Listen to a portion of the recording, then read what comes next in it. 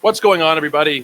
Thank you so much for joining me here for a special Thursday edition of Fantasy MLB Today. We are a Sports Ethos presentation, of course, and I'm your host, Joe Orico. Check me out over on Twitter at JoeOrico99. We are going to be doing another team preview today. We have a very fun guest joining me for the first time.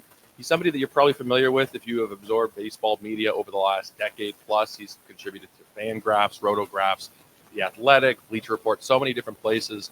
Brandon Warne, he is currently the host of the Locked On Twins podcast. He also has a Twins-based website, so I figure he's a pretty damn good person to bring us up to speed on everything Minnesota Twins today. Brandon, how you doing, man?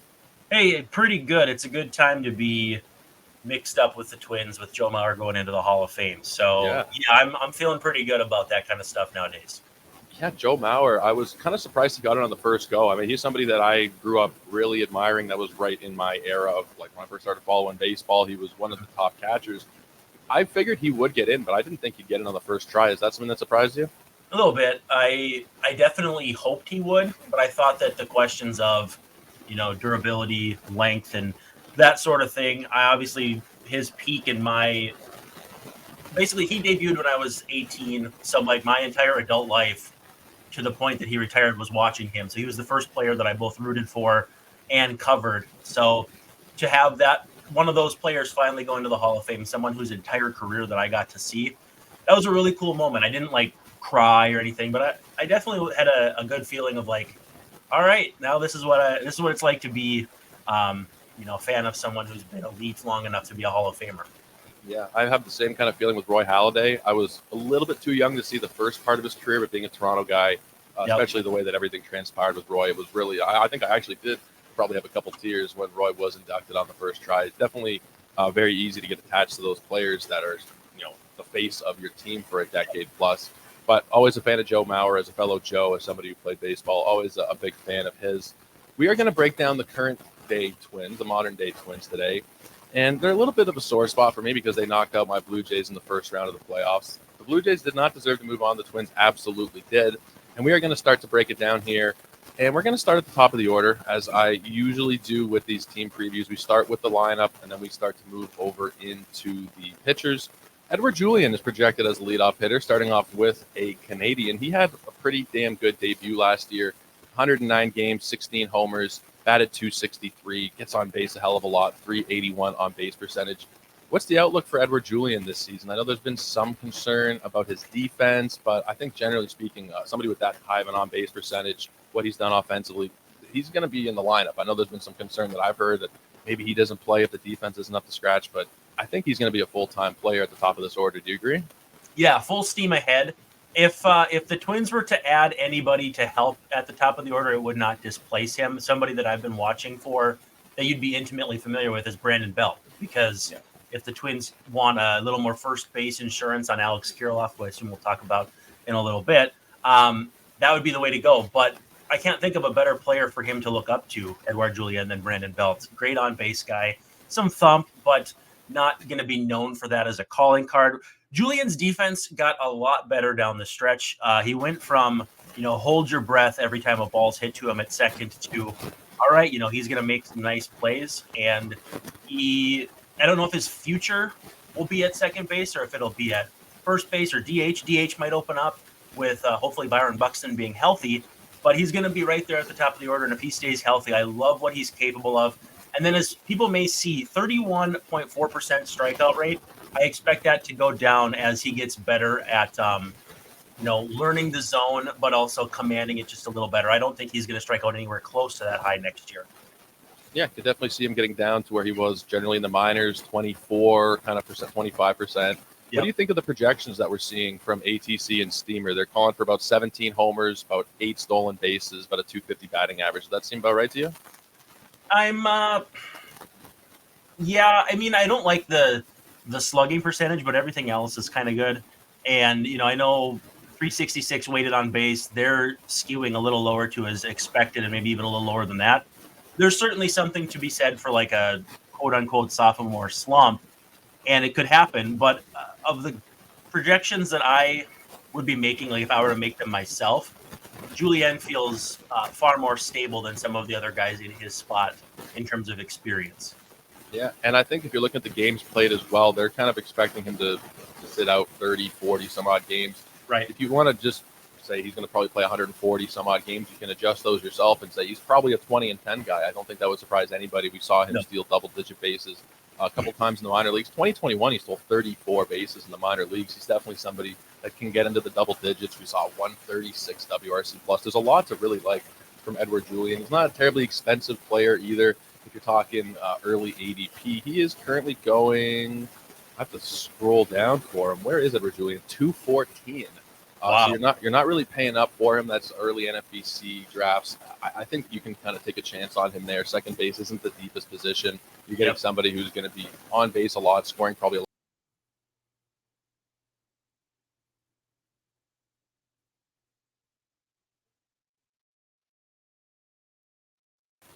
I don't know what happened there. I popped got a lost connection there for a split second. All good. That's the nature of working on kind of shitty internet sometimes, so apologies there. Technology. Edouard Julien is definitely somebody that I'm very interested in.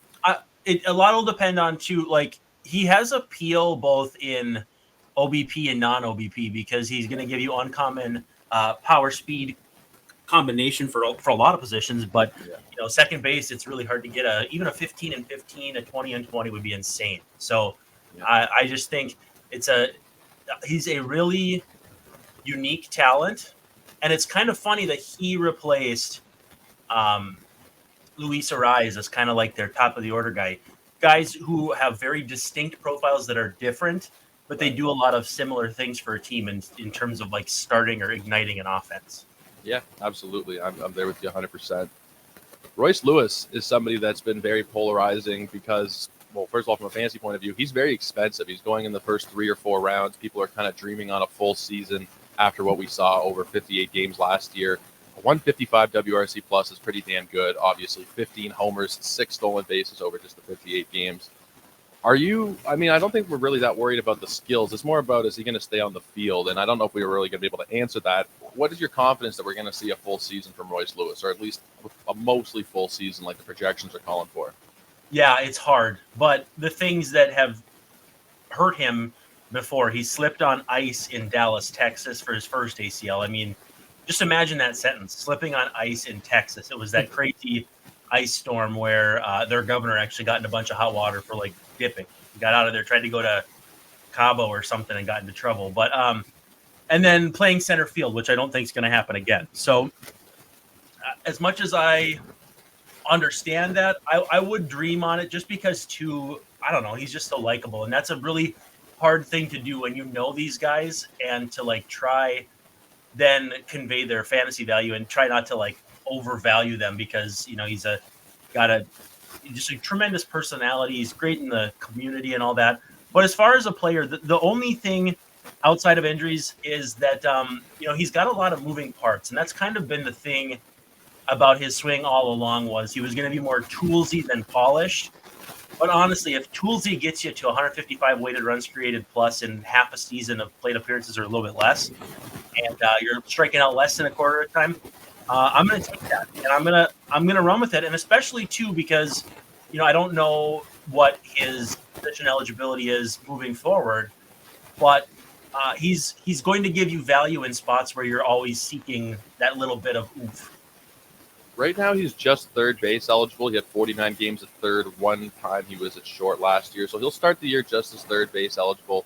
Could see him maybe on some different sites. The NFBC has kind of a high threshold for positions. You need to have 20 games played the year prior or 10 games played in season. But if you're playing on Yahoo or ESPN, those different sites, it's usually about 5 games is the threshold. So potentially you could see him get another position there throughout the season.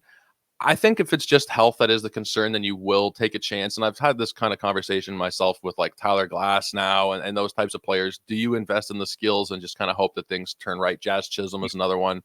I'm kind of willing to buy into Royce Lewis, especially now I've talked about it a couple days ago. Yahoo and those other sites have opened up now, and he's actually a lot cheaper. He's going closer to pick 100 as opposed to where he's going on the NFBC, which is about pick 50. So you're getting more of a discount, and I'm going to be taking him in more of those shallower formats as opposed to a 15-team league. I think if he gets hurt in a 15-team league, it's hard to replace him as a third-round player.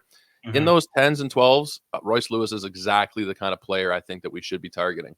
Well, and if you diversify with, for instance, just in-house, Jose Miranda, who had a terrible year last year and nobody's going to be banking on, or if you diversify on a veteran later that, maybe is looking for a bounce back, not modern day, present day Evan Longoria, but a couple years ago, maybe, a down Evan Longoria, then at least you have, kind of something to fall back on, someone who could perform.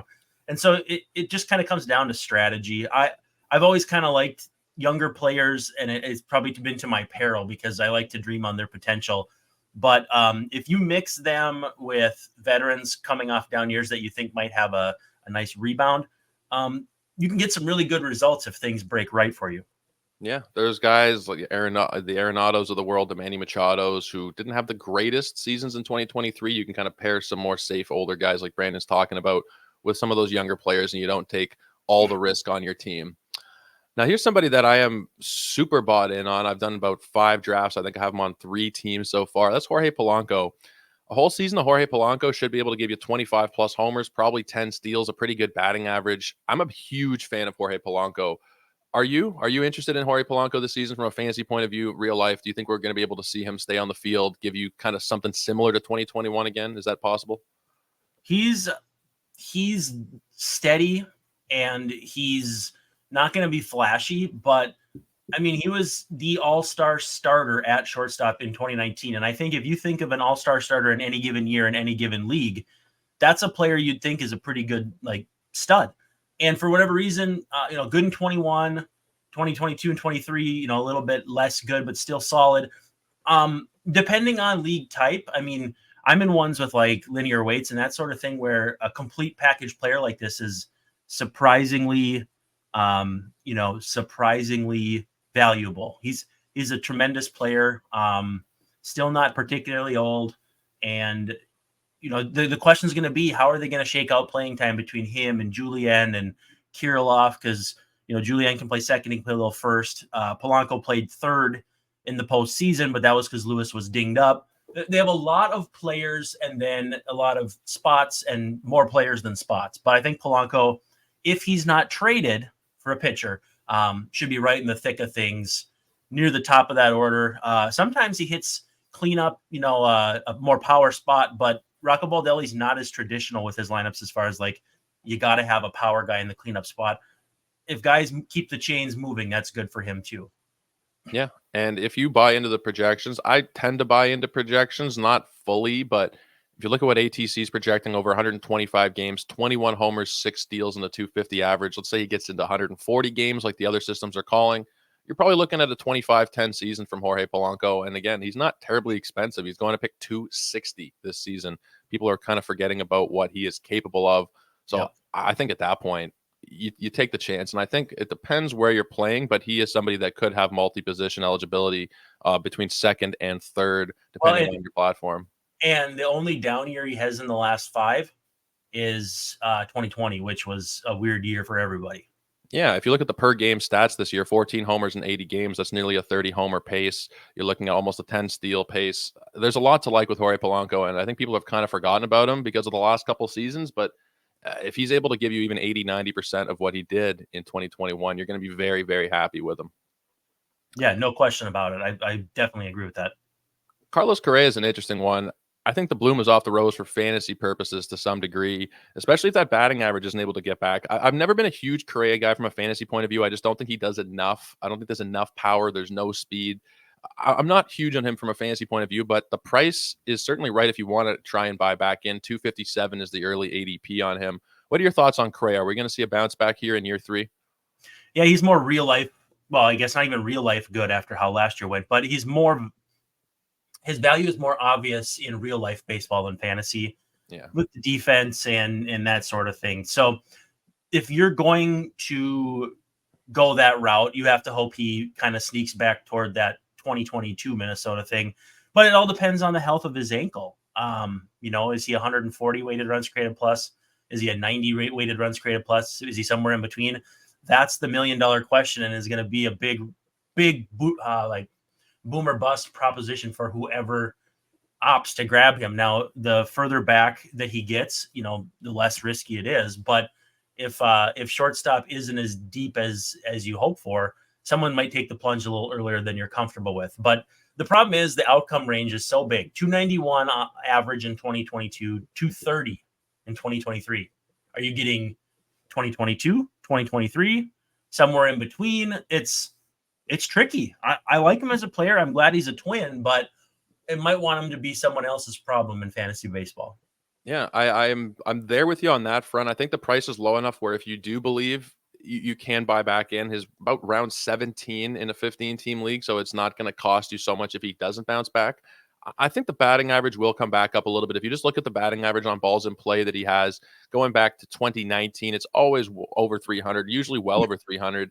This past season was 272. If he's even able to get regular BABIP luck next season, you're probably looking at something closer to what we're used to, a 260-ish kind of range, probably. You're still probably getting 20 homers, decent counting stats in that lineup.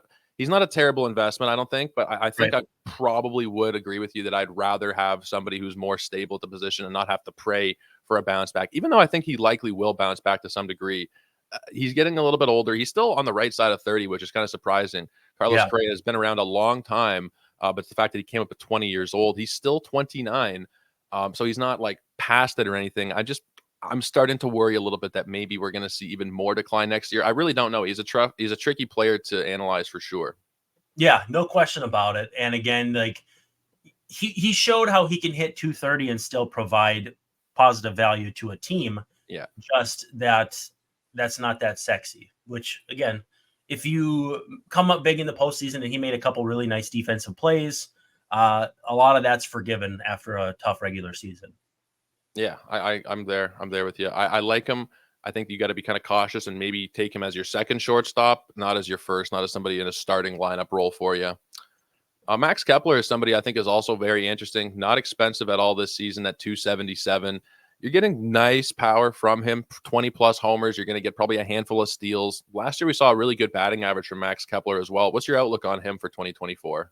Tale of two seasons last year. He was so bad, fans wanted him DFA'd in the first half. And then in the second half, he was not only as good as he was back in 2019, but better in terms of comparison, prorating it out and all that. He really picked it up. Quality of contact was much better. And he's one of those rare guys where the WOBA is actually much further beneath the xWOBA. So there was a period where it felt like he was kind of stinging the ball and had nothing to show for it. People won't care about it, but he's a pretty good defensive outfielder. So the odds of him staying out there and not having to, be a liability that gets benched for any reason, his spot is pretty safe outside of, again, if they trade either him or Polanco for pitching. But I think guys like that, guys in their early 30s, late 20s, and not superstar caliber players probably have more valuable to you as a team than in a trade, which is why I don't think either of those guys are likely to move. And so, Kepler against righties especially is good. He's had some moments though where he's kind of figured it out against lefties. Still don't know that I would play him against them every day, but I'm in favor of Max Kepler this year, and it is for him and Polanco both potential contract years. So that's a great motivator, especially for guys in that 30-year-old range where the next contract they get is probably going to be their last multi-year deal.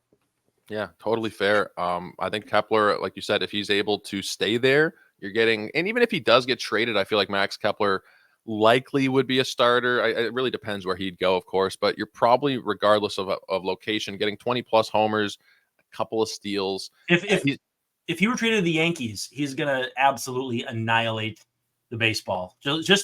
He's not going to be, because now they have Juan Soto, but that was always kind of the thing, was his swing at Yankee Stadium would go absolutely bananas. And so I think he can hit pretty much wherever he's at. But if the Yankees had been an option, that would have been a stealth move to grab him, because he would go bonkers to that short porch.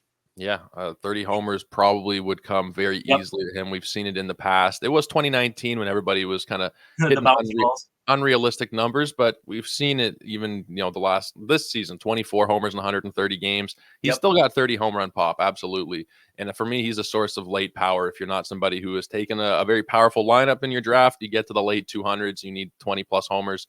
Max Kepler is usually going to be sitting there for you. Yep. This guy's tricky. This guy is very tricky. Mr. Byron Buxton. I have no idea what the hell to make of him at this point. He started stealing again last year, which was something I wasn't really expecting. Got up to 9 steals in 85 games, 17 homers. I mean, the per game stats are really good. The batting average aside, you're looking at over the course of a full season, easily 30 homers, 15 or so steals. It's just, of course, again, are we going to get a full season? We've had one full season from Byron Buxton in his entire career. What's your outlook on him? Do you think we're going to be able to see him stay more healthy? Is he going to be somebody that's, as more of a DH type, able to stay on the field more, you think? The whole thing with him was he also started off just crazy, like blew up to start the season and then just decline, got hurt, just was in worse and worse shape with his knees to the point where they just couldn't get him back out there, save for, I think he had one plate appearance in the Houston series before he'd been inactive to that point. So the skills, everything is there. It's just a matter of what do you do to keep this guy healthy? Did you say what his price was as far as ADP?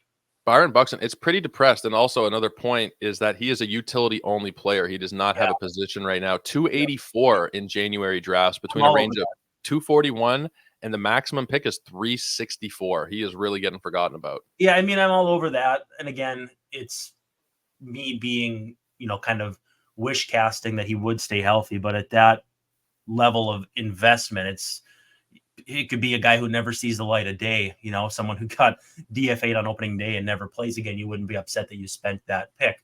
But I hold out hope, and there has been nothing but hope, which has been a little better than last year, which was wait and see, wing and a prayer kind of thing.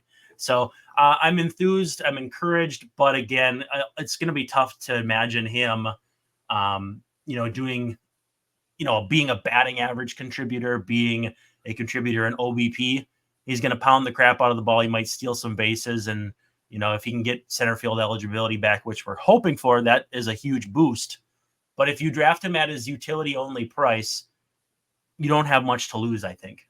Yeah, I'm there with you. One thing that stands out to me that's kind of weird is his walk rate. It always bounces around. In the last couple of years, it's actually been the best we've ever seen at 8.9 and 10.1. He's usually been between 5 and 7%. So that is a positive sign. The strikeout rate has kind of gone up a little bit the last couple of years as well. But I mean, I'm just trying to find some positives here with him. He's going to get on base more than he used to. Well, you look at 2021, 19 homers in 61 games, 171 weighted runs created plus.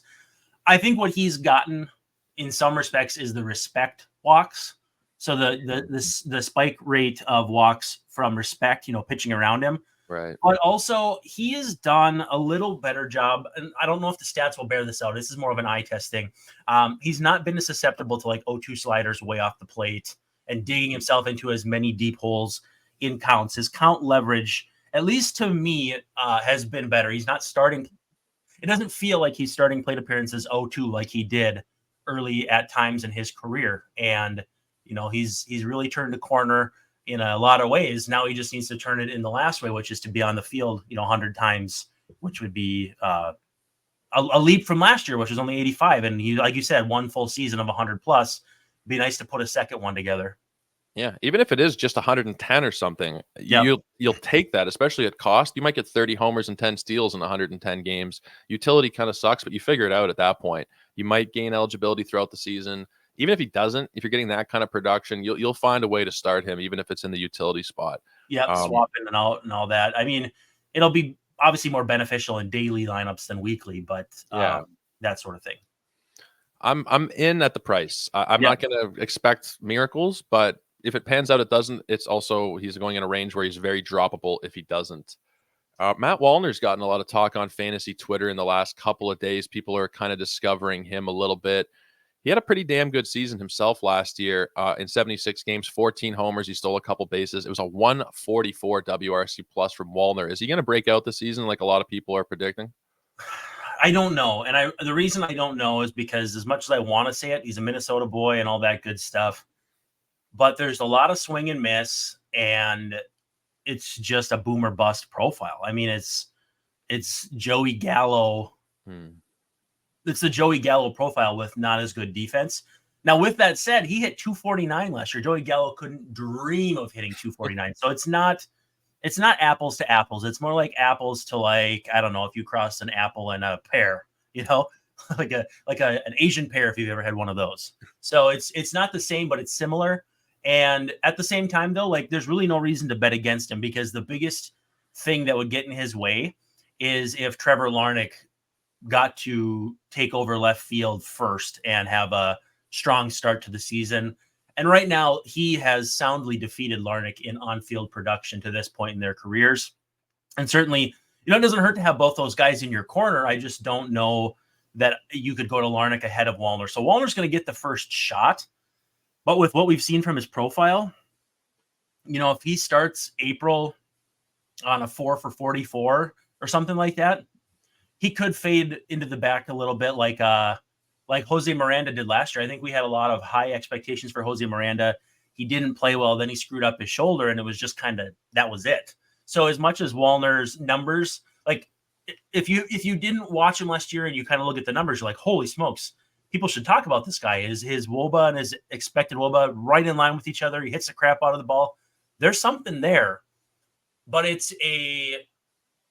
more likely for me that he tumbles down than he stays where he's at, if that makes sense. Even despite the fact that his expected stats back up what he did last year, I still see enough goofiness in his profile that a couple slips and he'd be off the radar altogether. Oh, that's something to take note of because I've seen a lot of people talk in the last few days. Matt Wallner, he's somebody you can get very late. Those numbers are nasty. 249 average, 370 on base. You don't get a lot of guys with 120 points between their average and on base. Yeah. And 31%, 32% strikeout. That's not what it used to be. There are guys who do that. It's still above the league average, but it's not that taboo. It used to be all anybody would talk about. Yeah, he strikes out a lot, but it's not his identity, which is, that's the opposite of true for someone like Joey Gallo, who just signed with the Nationals, I might add. Yeah, I talked about the Nationals yesterday and Joey Gallo. I think he could be a little bit interesting in on-base percentage leagues. As a side note, he's gonna play. There's not really many blockages for Joey Gallo, right. And like you mentioned, the Gallo comparison, but that 249 batting average is not bad, especially considering the strikeout rate. If he's able to keep that, even if it's like 240, 235, to go along with massive power. To your point, people don't really care anymore. If you're striking out 32% of the time with 30 homers, they'll find a place for you, fantasy or otherwise. People don't really care as much as they used to. Now, if it's getting to Gallo range of like 37, 38%, that's where you maybe change the conversation a little bit. But at 31, it's not too bad. And I think considering the price, past pick 300, it's not bad to take a chance on him. But just remember what Brandon said there. It's not necessarily set in stone that we're going to see a massive breakout from Wallner this season. So maybe pump the brakes a little bit. I've seen a lot of people very interested in him over the last week or so. Ryan Jeffers had a really good season last year. He's somebody that also is getting kind of some press recently. 276 batting average from your catcher is almost unheard of. To go along with 14 homers in 96 games, he actually stole a few bases as well. A lot of people are very interested from a fantasy point of view. I worry about the BABIP a little bit. Yep. That's kind of the main thing. 359. That batting average is probably not going to sustain long term. But I'm curious what your thoughts are on Ryan Jeffers. Is he somebody that you'd be happily investing in fantasy this year? For sure. And I did it with Garver too, where he was expected to more DH as a player, but in fantasy with catcher eligibility, that's kind of a sneaky little bait and switch there because you're going to get the DH playing time, DH production, catcher eligibility. With Jeffers, the trick is how much are they going to let him play when they're giving $10 million a year to Christian Vasquez, who's a good defender, and he'll run into one every now and then, but had a pretty tough year. With that said, I think Jeffers is pretty clear the 1A to Vasquez's 1B. And I think it's not that uncommon for teams to roll two catchers deep. There's not a lot of Yadier Molina guys playing 140, 130 games a year. So with that all baked in, I'm all in on Jeffers. Even if the BABIP tumbles down to career levels, you're probably still looking at another 14, 15, double-digit homers, a handful of steals. And I would guess he could hit 250, 260, which all of that doesn't sound maybe that exciting in isolation, but you consider catcher, you consider, OBP leagues where, he walked almost 10% of the time. There's a lot of different aspects to like about him. And what was funny was when he came out of UNC Wilmington, they believed he was going to be a bat first catcher. They were like, catcher. Don't know if he'll throw, don't know if he'll frame, any of that stuff. Then he comes up, has a nice COVID shortened 2020, and then really struggles, but has good defense, good framer, just really good behind the plate. And now he seems to kind of have come full circle on both sides of the game to where I think if you want to be opportunistic, there's a non-zero chance that he's an all-star catcher this year. And it's probably a lot better than non-zero because, again, catcher's a tricky position and guys get hurt. Guys don't play all the time.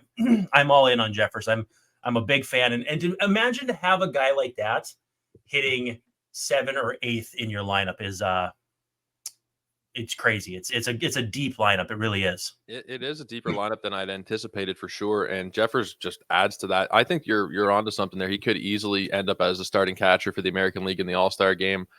I don't have that much concern, really. I think the batting average comes down a little bit, but even if it does, most catchers you're getting 220, 230, maybe 65 would be perfect. Yeah, even if it's 250, I'll take that. Yep. Most catchers you're getting not even close to that. To go along with some speed, most catchers you're getting no speed, no batting average. To get a little bit of both, actually more than a little bit batting average, assuming like even if he hits the projection 246, I'll take it. I'll take it just because of what else is out there, especially in 2-catcher leagues where there's 15-team 2-catcher league. You need to fill 30 spots. Jeffers is somebody that I think is a very interesting target. And again, the price is not terrible. 253 is pretty reasonable in my opinion. That's for 2-catcher formats, but I'll take him happily as my number 1 catcher. In 2-catcher last year, I had Real Muto and Varsho, and I still ended up using a lot of Jeffers. So that should tell you something. Yeah, Varsho was God. I could give you a whole hour on Varsho here as a Blue Jay fan. Yeah. Alex Kirilloff is a very interesting player to have batting 9th in your order. I think a lot of teams would kill for that. Last season, on only 88 games, which was actually the most he'd played, we saw some strides, I think. 270 batting average. We saw the walk rate get up to 9%, nearly 11 homers in those 88 games. If he's healthy, like a lot of these guys in this lineup, I think if he's healthy, he's a very interesting asset, real life or fantasy-wise. What's your outlook here on Kirilloff as of right now?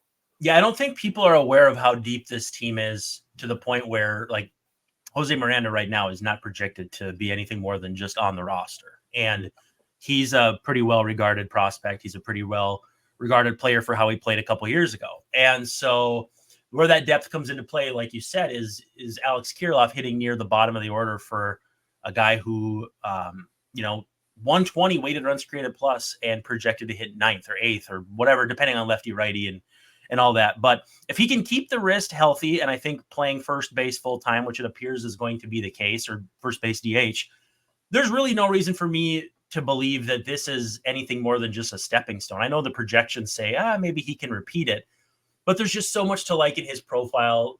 Gap to gap power, takes enough walks, has a swing that he doesn't really, he's kind of like if Royce Lewis was the Joe Mauer, he'd be kind of like the Justin Morneau, like the more stoic, the more, first base corner type, got some pop, not as much as Morneau did, but just a less exciting profile, but steady. And so, again, another sneaky one where it all comes down to health. Last year the Twins had a pretty good projected lineup. And then I bet you can't guess who was 3rd on the team in plate appearances. I'll give you a hint. He's a free agent right now. On the Twins. I'll give you a hint. He made the diving stop on the last out of Game 1 against the Blue Jays. Oh, my brain is blanking. I know who you're talking about. Solano. So, Solano. Donovan Solano was 3rd on the Twins in plate appearances last year on a team that won the division. If they can get Correa going in the right direction, Kirilloff, like we're talking about now, Buxton, like they had a lot of things go wrong and they were still above and beyond everybody else. So you know what I mean? It's just I think Kirilloff is on the upswing. What do you see price wise for him? Because it'd be nice to have first base outfield eligibility, and also his price I think is going to be depressed because he only played 88 games last year. It's 342 right now. The range is 278 to 378 is the range all day for me as well at that point. Yeah, double eligibility at that point. Good lineup. Even if he is batting 9th, he gets turned over to, and I've talked about this with Gavin Lux and a few different players this year. It doesn't matter if they're batting 9th if you got good players turning over at the top of the order for them. 4 runs instead of drive them in. Yeah, exactly.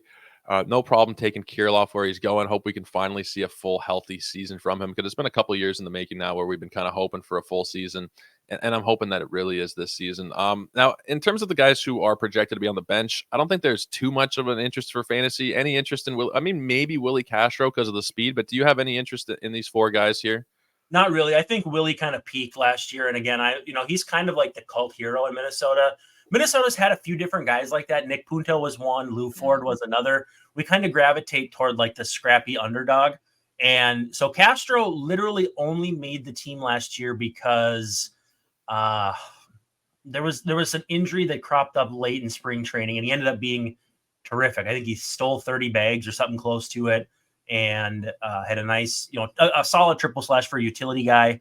I'm trying to remember though somebody got hurt or something happened at the end of spring training. He made the team, and then he goes on to slug 411, 339 on base. I mean, you never see that coming if you're Detroit, but at the same time, you also non-tendered or outrighted a guy who was 25 and had 1,000 big league plate appearances, and that's something I came back to is like, anytime you can sign a guy who's coming off his age 25 season with 1,000 big league plate appearances, and all it cost you is a minor league deal, like there was no risk. That was a brilliant signing, even if it hadn't worked.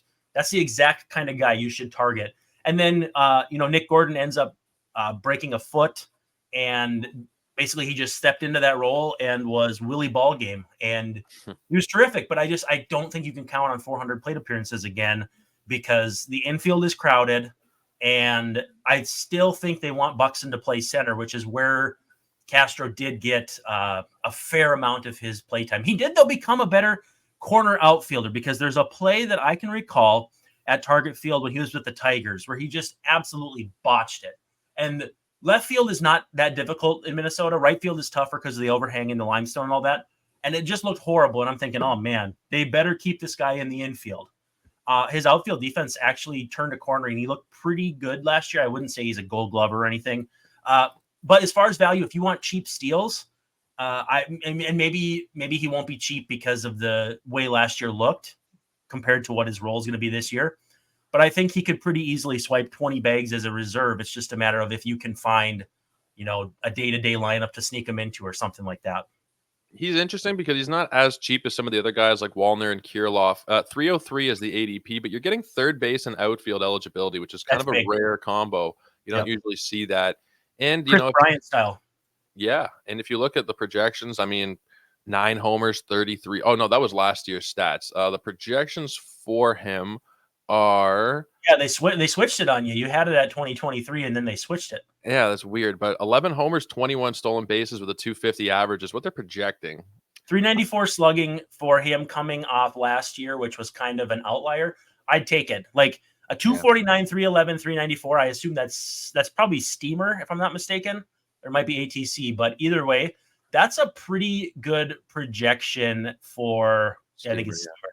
That's a pretty good projection for a utility guy. Like if I have a guy who can play all over and give me a 95 weighted runs created plus, that's a dang good player. And if you have two of them, and him and Nick Gordon, one, that's good for you as a team, but two, from a fantasy standpoint, it gets a little trickier because then who gets the playing time?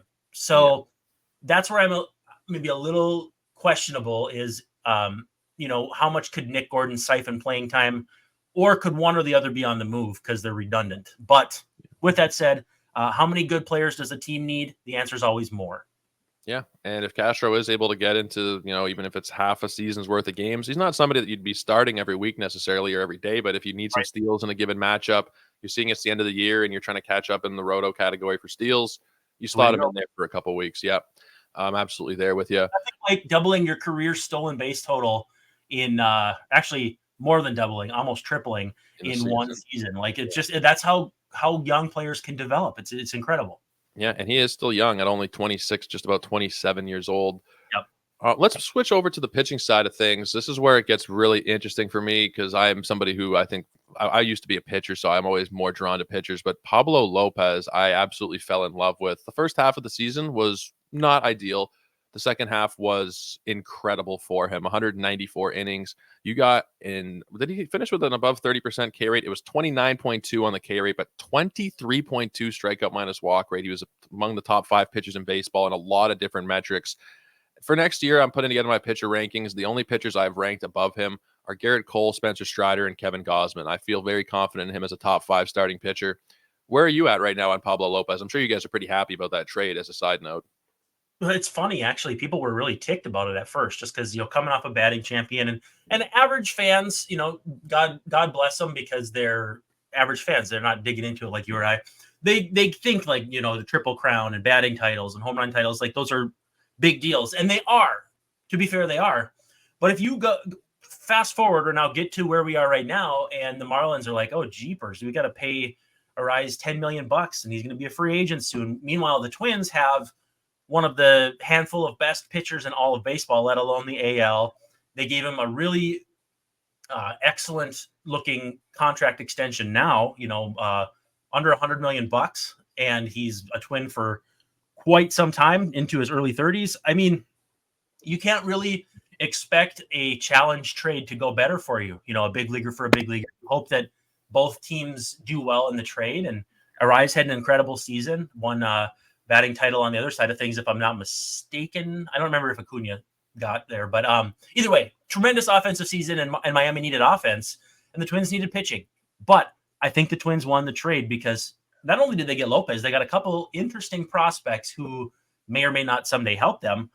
But it's just harder to find a pitcher of Lopez's caliber than it is to find an all-around hitter of Arise's caliber. Now, pure hitter, like the Tony Gwynn, Rod Carew, even Michael Brantley prototype of like hitterish. Yeah. Those guys aren't super easy to find, but they're easier to find than a Pablo Lopez. Pablo Lopez, I mean, if you just look at nasty, man. Like he was dirty.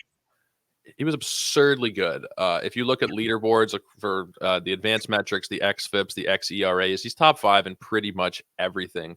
And a lot of that was the second half. I remember rating him up as a buy low, and I just want to see what the splits were first and second half. 389 to 336. Wasn't a huge difference, actually. I remember it being a little bit more stark than that. August is what did it for him, though. August really brought him back to earth. Yeah, if you just see May, June, July, 425, 446. So the September, October, he was basically who he was all season. Mm-hmm. But that August, man, 2 ERA in 36 innings. So what does that come out to? 8 earned runs for the month. That's an incredible month.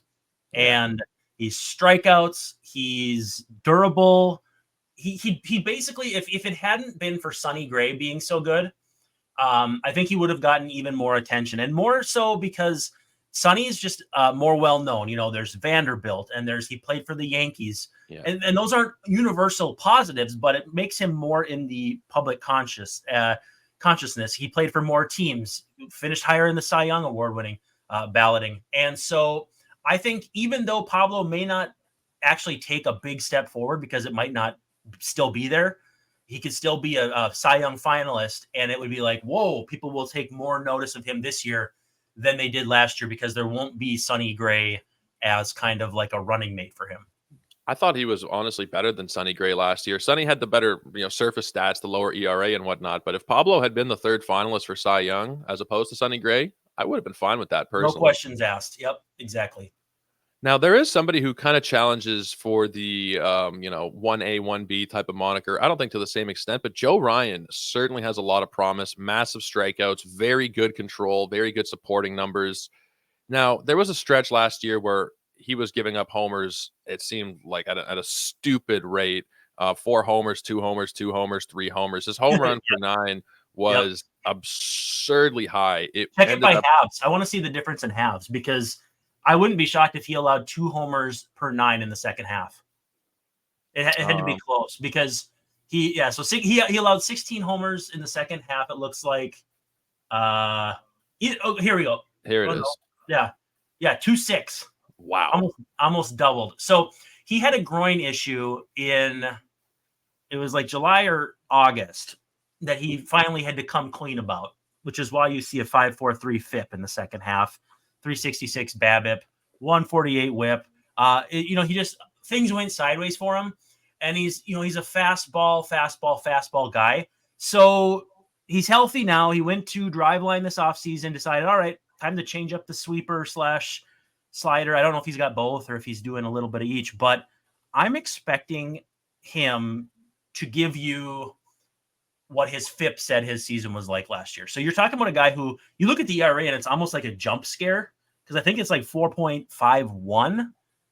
He's a 3.75, 3.60 guy for me without much trouble. And this is the kind that if right now he gives you his xERA of 3.53, thank you for showing me that on the screen so I could say it. They need to get out in front and sign him to an extension too. He's age 28 season. So if you give him 5 years and $75 million, there is almost zero chance you will regret it, because if his home run rate regresses to 2022, which again, we saw it blow up in a way that we could never imagine it doing again, at least in my opinion, I think now is the time to give him a 5-year deal. You only have him through age 32, 33. You can still pay him a life-changing amount of money to where he's like, well, heck yeah, I'll stay here. It's the perfect time to do it. It's the absolute perfect time. Maybe not 5.75 because of where he is in terms of experience. You know, he's still not even well into his arbitration or anything. But relatively speaking, if you can lock him up into his early 30s, you got to do it right now. Yeah, the talent is so high, and people will be scared off by the 4.51 ERA. This is a situation, an xFIP can kind of be a little bit tricky sometimes. They use league average home run to fly ball rate when calculating expected FIP.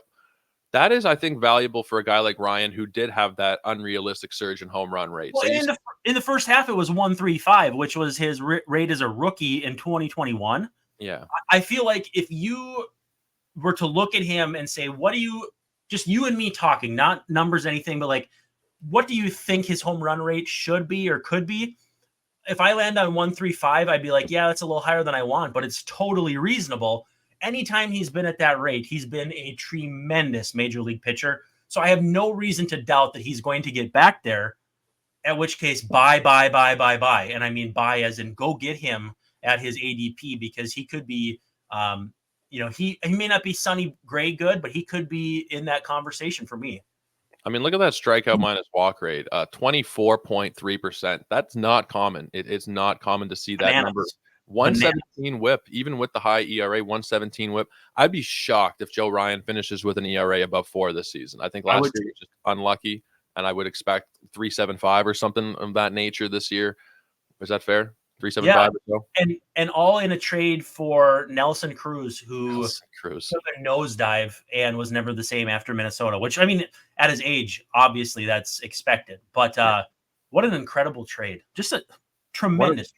One of the few times you see the Rays actually get truly fleeced in a deal. They did it with Jake Odorizzi too, and it's a funny story. So the Twins, when they traded for Odorizzi was getting expensive, and it was kind of weird with the Rays. And I don't know if you remember who they traded for him.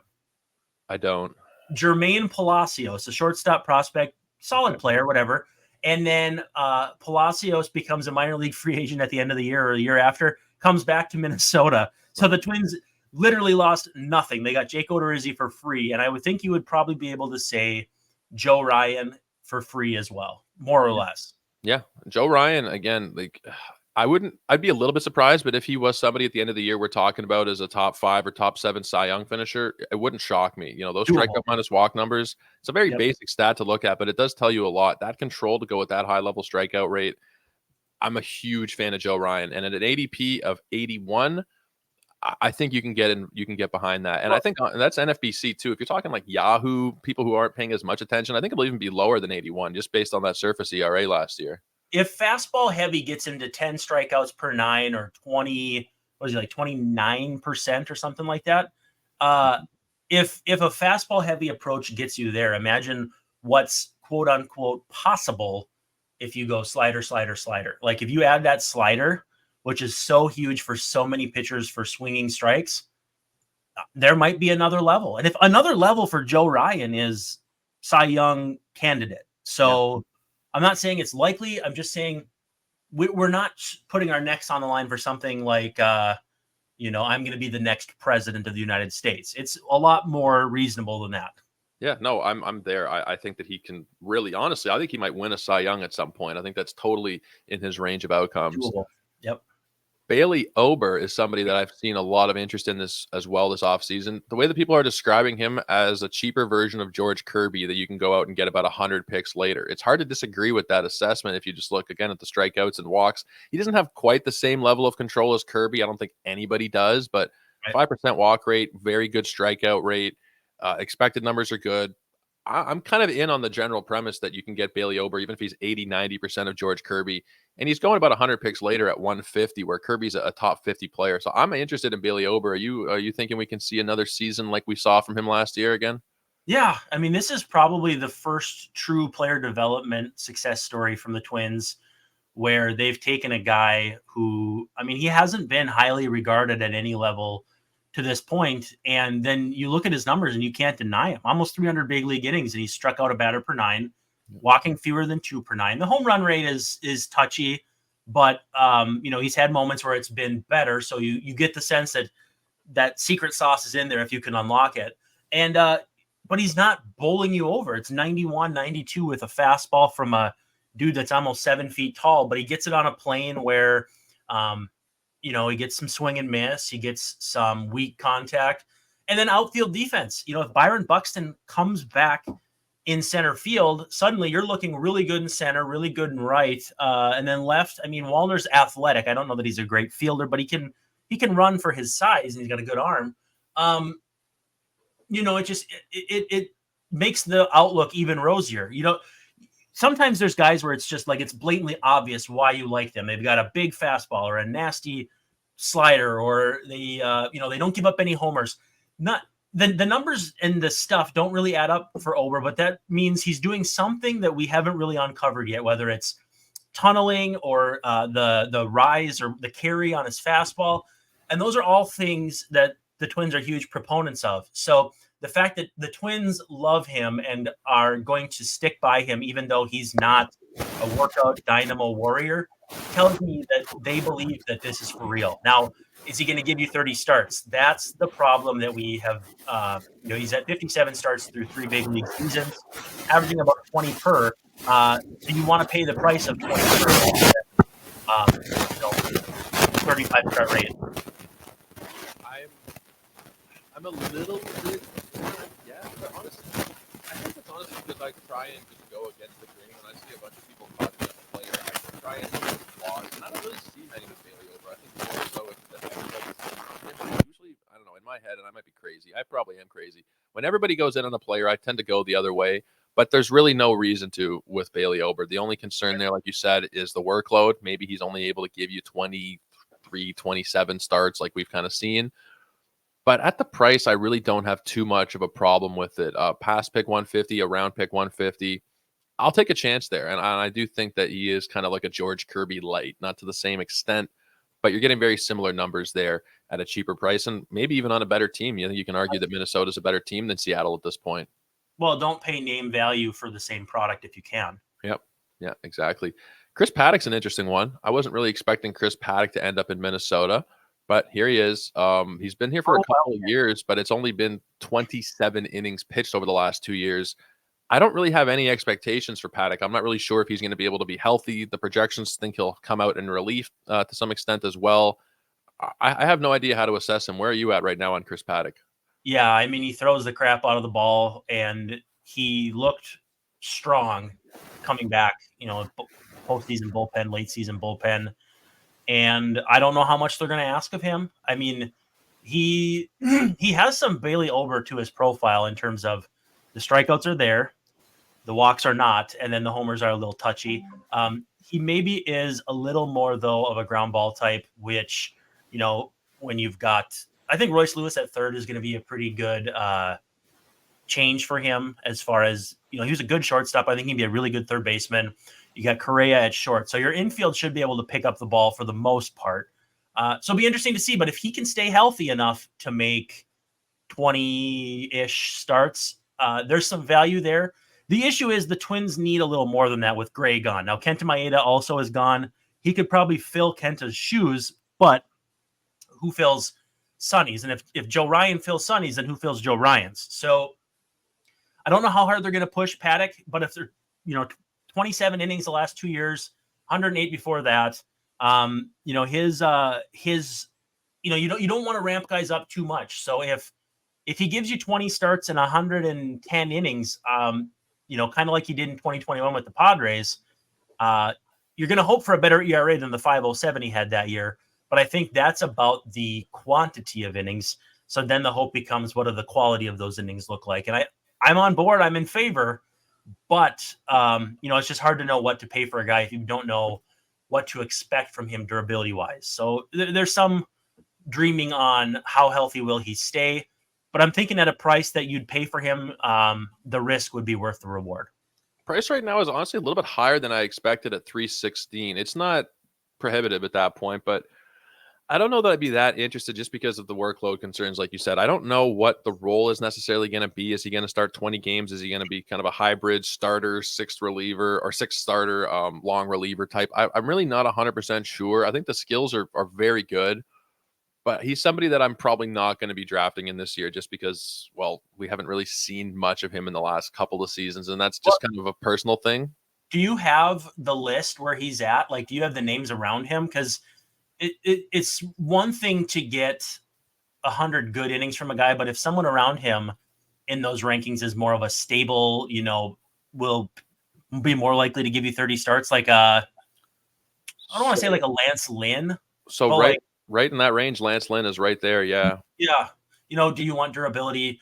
Do you want ceiling? Do you want a mix of both? It kind of comes down to what you expect. And so honestly, I don't know what the right answer is, but I think Paddock will be useful, and I think he's going to be starter only unless it comes down to workload and they need to move him, because they're going to need starters. They're just going to, short of making another move for one, which Rocco Baldelli hinted at on the radio on Wednesday that they might do that. So we'll see. But, if Paddock is going in the same range as some more stable innings guys, that's a discussion that every fantasy owner is going to have to really try to decide what they're looking for. And it might even be just that point in the draft. Have you loaded up on Strider at the top, or Garrett Cole, someone who you can feel pretty likely will give you 180 innings?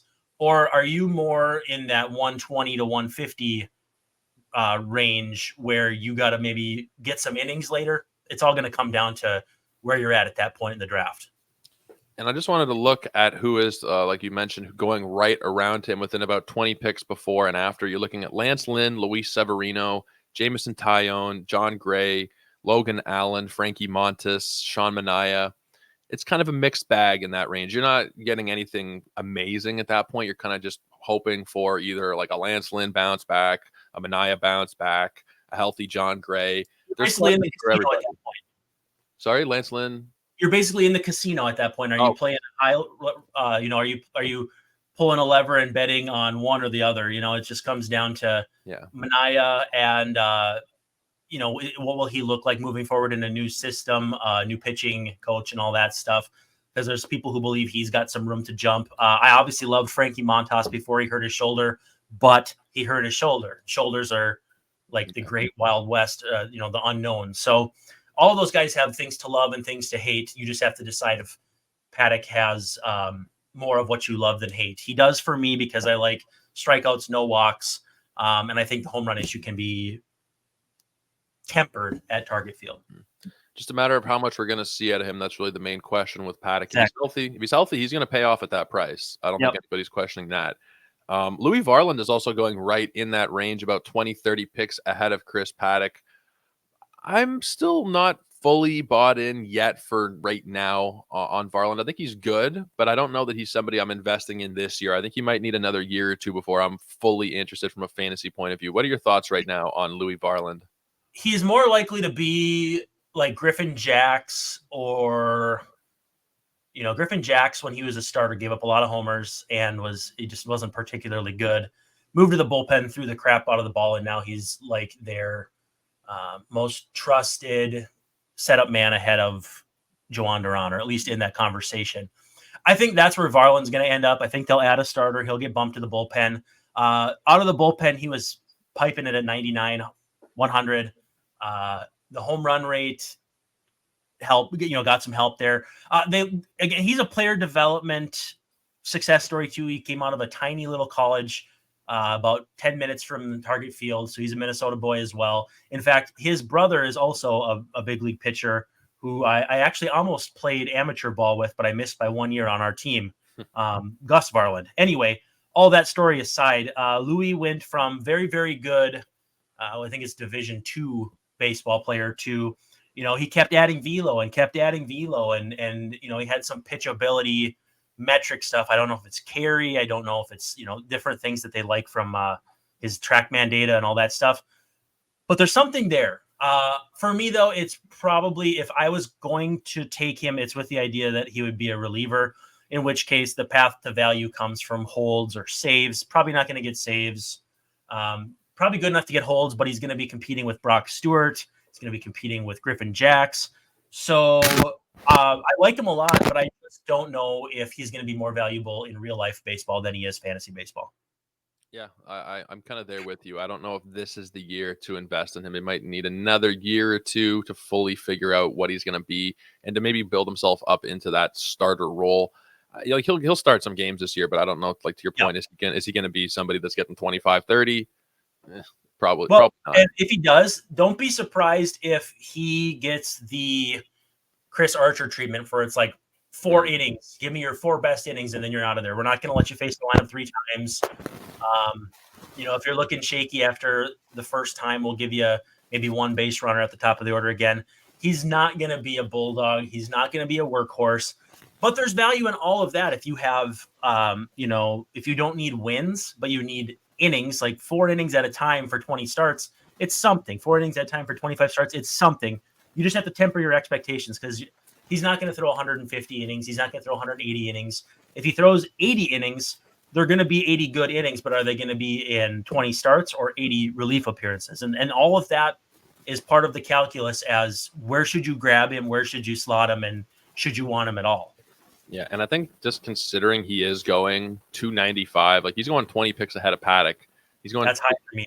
10 picks ahead of Lance Lynn, who I don't love, but I can't invest in a guy where I'm not 100% sure of the role. Even at that price, I'm just not terribly interested in Griffin Jacks, Louis Varland. Let's move into the pen, though, and let's talk a little bit about this back end. Starting with Duran. Duran, I've invested in a couple of leagues so far this year. I think he's cheaper than he should be, but there's also concerns about how he'll be used. Will he be exclusively a 9th inning guy getting every single save opportunity? Only 27 saves last year, was kind of a little bit lower than we were maybe hoping for. What's your outlook on how this bullpen is going to be used in the 7th, 8th, 9th inning? Is Duran going to get the 9th every single time, or is it going to be more matchup dependent? Yeah, Rocco kind of comes from the school of a little more unconventional bullpen management, a fireman in the 7th as opposed to a closer in the 9th. So if you're facing, I don't know, let's say the Astros and Jose Altuve is up in the 8th, Altuve and Bregman, you want him to face those guys. You don't want him to face Martin Maldonado last year in the 9th inning as opposed to Altuve in the 8th. So they'll do some of that stuff, and in which case I think Griffin Jacks could maybe sneak in and get 7, 8 saves. Brock Stewart, all the same. But as far as 30 saves to me is kind of like where I would expect him to get to. I think this team is going to be better overall in terms of they had so many patches last year where they just did not fulfill their expectations, or at least my expectations. I was like, oh, this is a 92, 94, 96 win team, but Miranda gets hurt, Buxton gets hurt, Correa doesn't play well. They had so many different things where I think if that can come together, you're looking at even an unconventional closer getting 30, 32, 35 saves. So I'm in on Duran as a closer. I'm in on him as exceeding last year's saves mark, but it won't be by the book necessarily, which can be a little frustrating as a fantasy owner. You're going to want a little more predictability, but there's no pitcher on his level in this bullpen or even close to it. And I guess I never really thought of it this way, but his ground ball rate is over 60%. Like all those strikeouts, all that velo and grounders, like look at his home run fly ball rate. If that normalizes from 18.8% to, what's league average? Like 10, something like that. There might still be more there. So I'm all the way in on Duran. The usual caveats and risks apply. He throws the crap out of the ball and sometimes can lose it a little bit. He did have a stretch near the end of the season where he was a little more mortal, but for all the things you'd want a closer to do statistically and physically, he's your guy. You worry at all about the walk rate jumping up? It's more in line with the average closer at this point. It was just so sparkling in 2022. It jumped up a little bit. Does that concern you at all that it could potentially increase again? It felt like it was more streaky. If we go into the splits, I would guess that his September and August spiked it. But 2.13 per 9 for a closer is just astonishing, right? Like it's just not a thing. Whereas October was bad for him there. Yeah, 5 and then June was a little tricky. But see how it's more. He like kind of played hopscotch. March and April 5 walks per 9, June 4.6, and then September, October 5, and then it was in the 2s in every other month. He just goes through patches where it's a little rougher. He gave up, I think, a walk-off homer to Randy Arozarena that everybody was worried kind of broke him, and he eventually came back. Postseason, he was pretty much vintage Duran. And if you look at his splits, first half, second half, which you just had up there, you don't have to bring him back. He was still fairly consistent. So I think, no real reason to be worried. Just make sure that if he goes into a spell where you think he's kind of going sideways, usually he just needs a little time to work out of it and he'll be fine. Imagine if you could just erase the month of July here, where he allowed 7 earned runs in 9 2/3. That ERA would look like it probably did in 2022. That was really the only bad month he had. It'd be low 2s or what was that? If you drop 7 of his 17, so it puts you at 10 in. How many innings did he throw that month? He threw 62 1/3 for the season. That month was 9 2/3. So you'd be low 2s for sure. Yeah, incredible. I mean, one bad month. Yeah, and at the middle of the season, you're dragging pretty hard at the mid-season point. You got the All-Star game. You need that break. And also, too, like some teams use guys pretty hard in the first half and then ease back in the second. The Twins try not to do that. But, second full big league season, he's going to get a better feel for preparation. He's going to get a better feel for what his body needs to recover. I'm all in on Jhoan Duran this year. I am as well. I've drafted him 2 of my 5 leagues. I think he's going a little bit cheaper than, some of those haters and Edwin Diaz's of the world. And he's going to be able to give you, I think, the same thing. I don't think there's any real difference between the production you're going to get there. And you're just getting him a couple rounds later. Let's say the worst case scenario happens. Duran completely falls apart or he gets injured. Is it going to be more Griffin Jax or is it going to be more Brock Stewart, you think, in the 9th inning? That's $1 million question because Jax, when he's bad, gives up homers. And that's problematic as a reliever. It's problematic as a pitcher. I mean, I'm not reinventing the wheel here, but as a reliever, you want to, keep it in the yard. And so I like Stewart a little bit more in that regard. But Stewart, keep in mind, there's also a guy coming off massive arm injuries, needed a multi-year minor league deal to get to where the Twins could use him because he was hurt. You never see multi-year minor league deal, but they signed him to one. I think Stewart could take a big step forward, but even last year he dealt with the injury bug. He missed a huge portion of the tail end of the season when, it was like, is he going to be back in time because they really need him for the stretch run. But if Stewart is 100% healthy and Jax is 100% healthy, I think Stewart is the guy.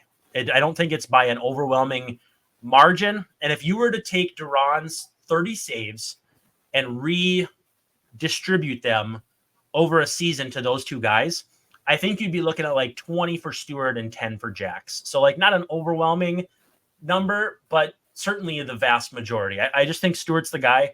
But that is a gut feel thing for me. I'm not backing it up with data. It's just, I think they'd want the guy with a little better raw stuff. Stewart had a game last year. Was it against Toronto where he struck somebody out? I think it was a 100-mile-an-hour fastball. I think it was a game that Pablo started and retired like 18 in a row. They got him out of there, and then they needed Stewart to bail them out at the end. And he struck out somebody with like a 100-mile-an-hour fastball to end the game. The Twins hung on. I don't remember if it was like June, maybe July, but that to me was kind of what I envision if he's the closer, is like his big time stuff as compared to, Jax is more of a sweeper with good velocity. Stewart just kind of comes at you with the fastball. So that to me is what I would probably go for as a closer as opposed to Jax. I'm going to defer to you there. I can't say that I have a ton of knowledge on the Minnesota bullpen outside of Duran, so that will be. I'm definitely deferring to you on all of this stuff because you are the Minnesota guy.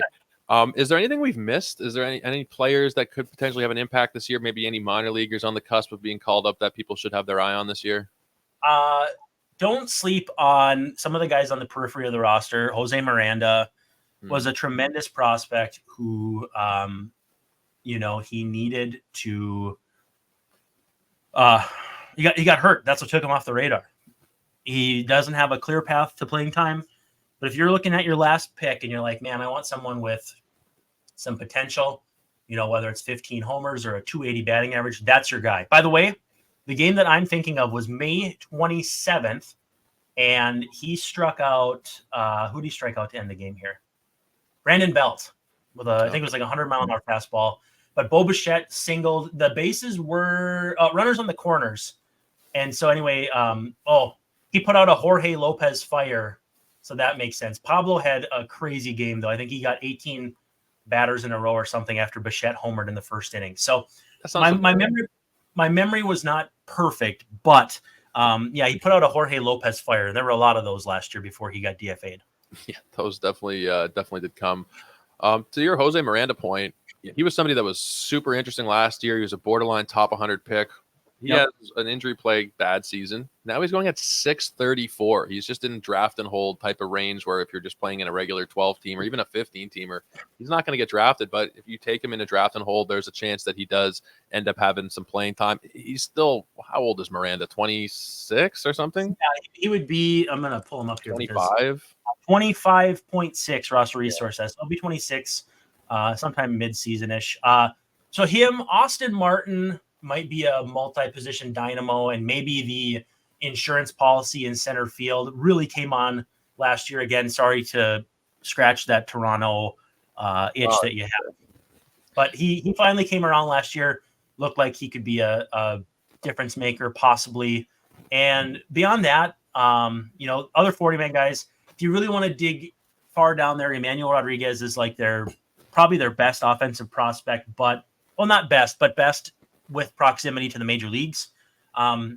He's not super close, but he's on the 40-man, which to me gives him a natural bump. Crazy talented, big on base type, lots of potential, but plenty of guys like that don't become anything. But the most exciting prospect for the Twins, who's close to the major leagues, close-ish, again, 40-man roster, is Emmanuel Rodriguez. He'd be a really good draft and stash because, again, center field. If the Twins have any instability anywhere, center field is it. So Martin and Rodriguez are the two guys off the radar, in addition to Miranda, that I'd be keeping an eye on. What do you think of Simeon Woods Richardson? I think the path for him is going to probably be the go to the bullpen, figure it out, and then maybe start again. The Carlos Carrasco path from years ago, where he got kind of beat up, and then Cleveland put him in the pen for a while. I think he was a nasty reliever, then became a good starter. I still think he can find his way. He's impossibly young. He's got good stuff. He's pitched in the big leagues and didn't entirely embarrass himself. There's something there. It's just a matter of I think right now, like Louis Varland is ahead of him on the depth chart in terms of that last starter spot or like the 6th, 7th starter spot.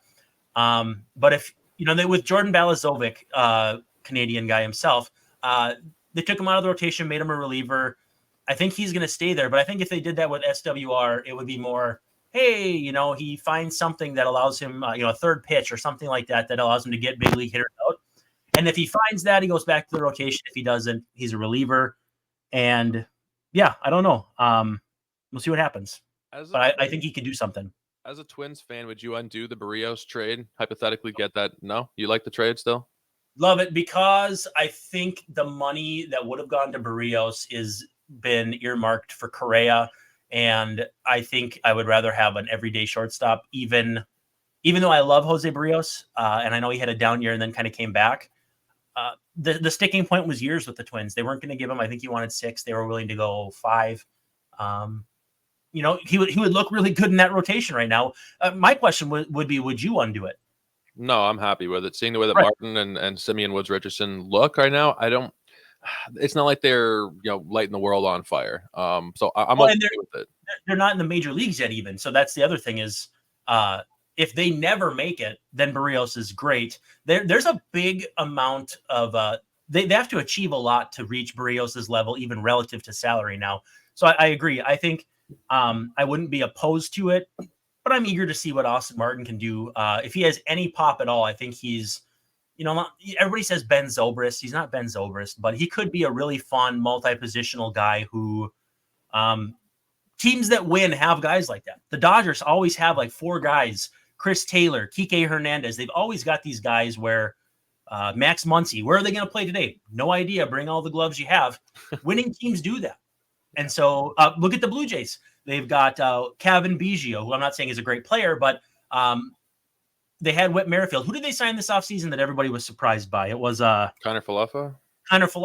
Again, a guy who not going to knock you over, but winning teams have guys like Connor Falefa. I don't believe in the idea of a winning player, but I believe in the idea of that positional versatility like Donovan Solano, where any given day, what you need, that guy's there for you.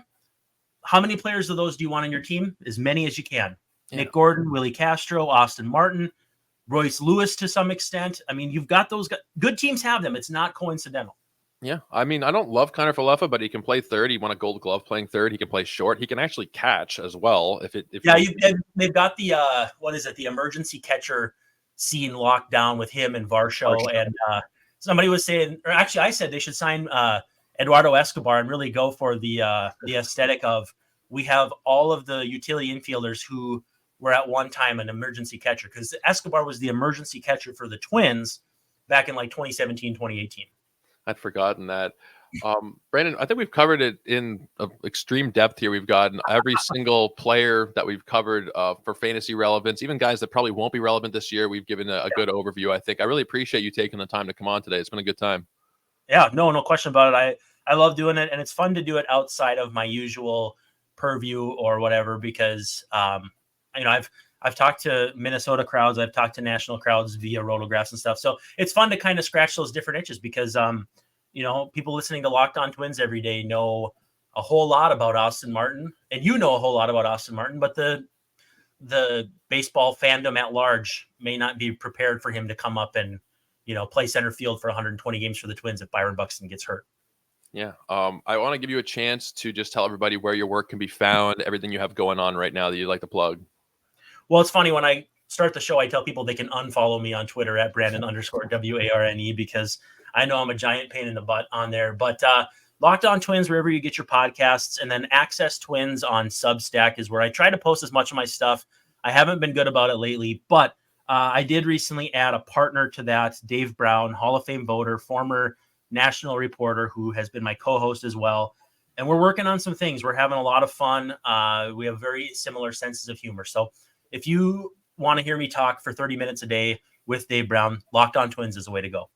I've been interacting with Dave on Twitter here and there. He seems like a really good guy. I think his old account got deleted or something, right? Or he had to start over.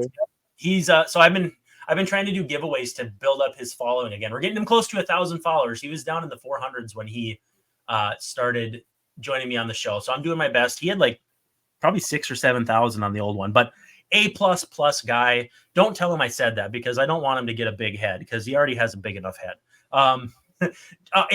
We have so much fun just busting each other's chops. And then sometimes we mix some baseball in there. We've been doing a series, sorry to belabor the point, but of the Twins are not doing anything this offseason. All the guys we've talked about today are guys who were in the organization before, for the most part, right? Like they haven't done anything. So we're in the middle of like a multi-part series of free agents the Twins signed that you have no recollection of. And I started in 87, which was the year after I was born, but also the year they won the World Series. And we've just been progressing through. And I was thinking, oh yeah, we'll get an episode, maybe 2 out of this. And we're like 5 or 6 episodes in, and we're still only in like 2007. So we're doing like the Remember Some Guys bit, where we're talking about like when the Twins signed R.A. Dickey to a minor league deal. And when they signed, they used to have Jan Hervis Solarte, who was he was a Blue Jay for a minute, I think, right? Sounds familiar. But anyway, a lot of guys that people just forgot or didn't know the Twins signed. And so Mike Maroth, he lost a whole bunch of games for that really bad Tigers team in the early 2000s. So we're just remembering some guys, and we've gotten like a week and a half of content out of it, and we still got a long way to go. We're having a lot of fun though, and the Twins don't have to make moves for us to put out content. Yeah, no, that's the way it works. I remember people during COVID were just doing random podcasts and stuff. There doesn't need to be actual stuff going on for us to get behind the mic and shoot the shit and have some fun. But really appreciate you coming on. Make sure you're checking out Brandon's work. Go check out Locked On Twins and go follow Dave Brown. I believe it's Answer Dave Brown is the @ so go ahead and build up that following. He is a Hall of Fame voter. Seems like a very good guy. Check out my work over at Joe Orico99 and go to sportsethos.com. We got our draft guide in the works, should be out in the middle of February. And of course, you can check out these podcasts here every single day. I've been putting it off, but tomorrow we're probably going to go and do a deep dive on ATC projections. But until then, guys, take care. Have a great night, and we will see you then.